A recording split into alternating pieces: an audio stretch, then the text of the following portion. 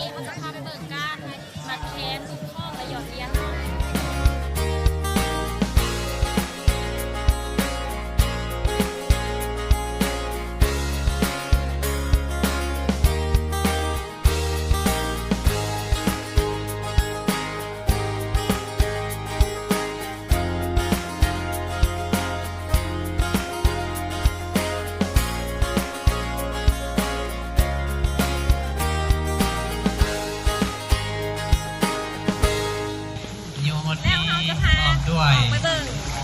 พร้อมด้วยครอบครัวเนาะก็ได้มาอุปโภคนาอยู่50,000 กีบมาจากบ้าน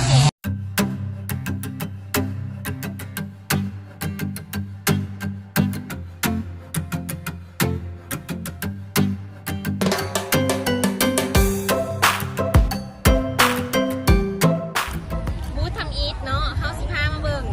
ศูนย์พัฒนาและบริการกสิกรรมป่าไม้น้องเต่าอยู่เขตบ้านพลสิ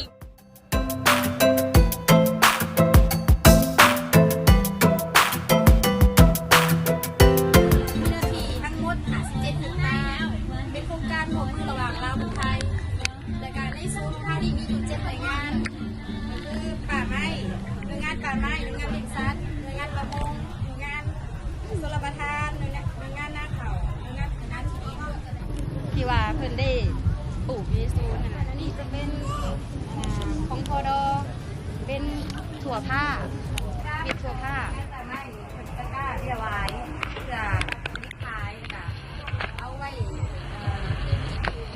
แจกให้ประชาชนน่ะ ต่อไปนี้ทีมจะพาไปเบิ่งสินค้าของแต่ละเมืองเนาะ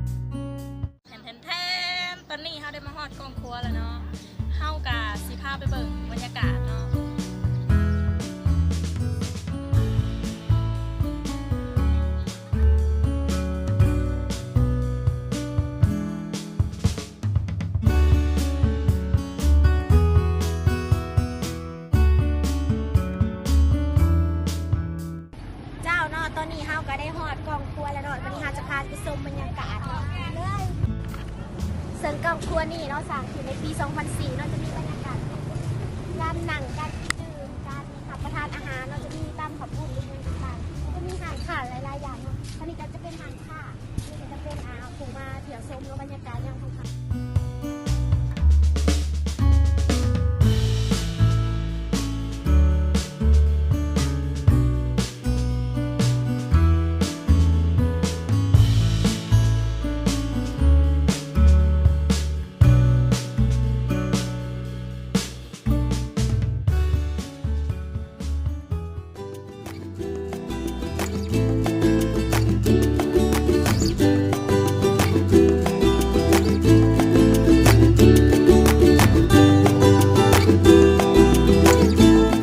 เจ้าเนาะตอนนี้เฮาก็มาฮอด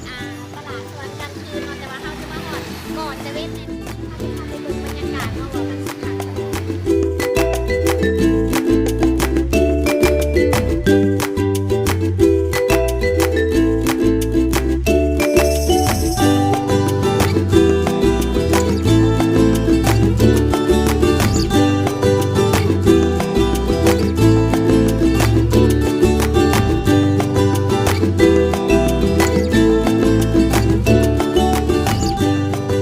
มาหอนนี้การแนะนำ3สถานที่ท่องเที่ยวของพวกข้าพเจ้าเมนได้สิ้นสุดลงแล้วเนาะ หนึ่งบ่ว่าจะเป็นบูธนมัสการพระธาตุอีหังกองครัวและตลาดนาตีกลางคืนเนาะ นอกก่อนทัวร์ทัศน์จากไป